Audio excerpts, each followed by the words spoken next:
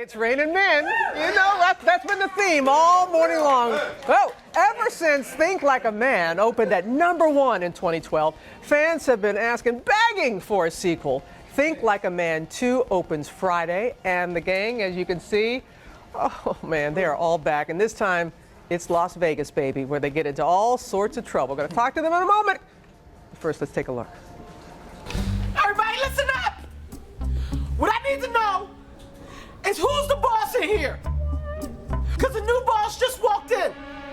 That's right. Me and my crew, we just took this over. You got that?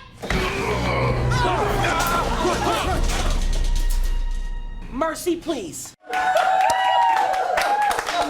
We sprung them out of jail. They're here with us this morning. Kevin Hart, Terrence J, Michael Ealy, Jerry Ferrara, Romany Malco, and Gary Owen.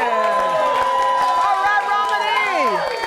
Oh, okay. I was telling the women that were here, I just laughed.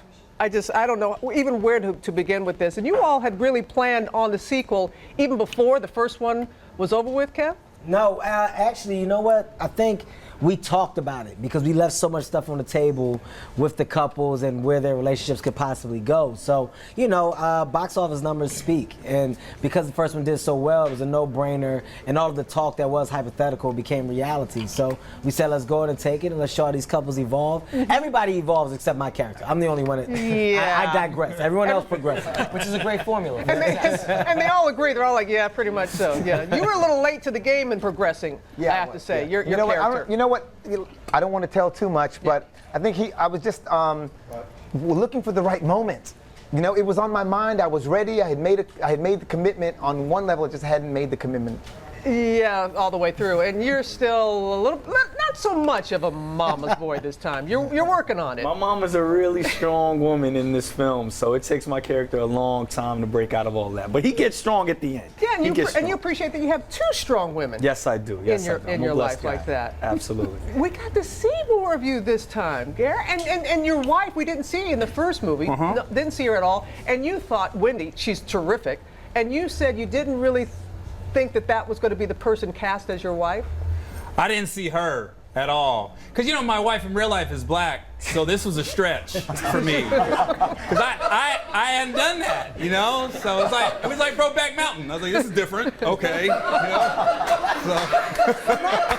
That's the worst analogy. It's nothing like Brokeback Mountain. Listen, I'm used to like a color contrast in the bedroom. So I was like, whoa, we're the same color. Brokeback Mountain was two men, Gary. Well, okay, maybe it wasn't the best analogy, sorry. Crying game. That could get us in just a whole lot of trouble. You know, when the first time it was about relationships, and this time around it's about the friendships, and that the guys are married, some of them are married now, the characters, and you have to maintain that friendship. How you found that? Well, I think that's what kind of makes the first one work. I mean, the stories are great and you fall in love with the couples, but then you really feel that all these characters care about each other. So when we get to Vegas, for what is kind of a not so great idea, bachelorette party on the wedding weekend. On paper, it makes for a great movie, and life might not be the greatest choice. It's the dumbest thing you can do in real life. I know, and Michael, you were supposed to be the best man, and Kevin's character thinks that he is, and that's when everything starts going awry. That's kind of the story of my life. You know, Kevin just kind of stands in front, and then he just kind of co-ops the attention at that point. You know what I mean? So, I was supposed to be the best man, but I don't know. It made for a better movie with this guy being the best man. But I love the way that it was done, though. I mean, because it's such an innocent mistake. But Cedric, you know, my character would assume that it was him. At that moment, I'm standing there. He didn't even lock eyes with me. Mike didn't even lock eyes with me. But I just know he had to be talking to me and to take it and run with it. And these guys be put in a position where they can't. They're like, no, just let him have it, man. Let him. And Mike's character, Dominic, is such a good guy. He's like, it's okay, you know, Mike. Let him have it. We know what you meant. He's still honored, but they're willing to let me have this because my character needs it. I need validation. So much in this movie. Just in the movie, not in real life. No, real life I need nothing. I got on a party shirt. I'm happy. But in the movie you do that. But it's what's so great is that the women have a little more time on screen. They're amazing in this time. Amazing. And the way that you all separately and come together, it just absolutely works, Romney. It just comes together. Yeah, it feels like honestly, every time we did get to work with the girls on this set, it felt like a privilege because we didn't see them much. But we knew they were having a great time, and they were out Instagramming us, they were out tweeting us. We were battling. Yeah. It was a Remember battle. when we were on set and then we'd run into the girls and it was like a new energy came about when we saw them just in the hallways. We were gonna come on Good Morning America in bikinis to try to show them out. We weren't. Terrence was the only one that fell for it. Really?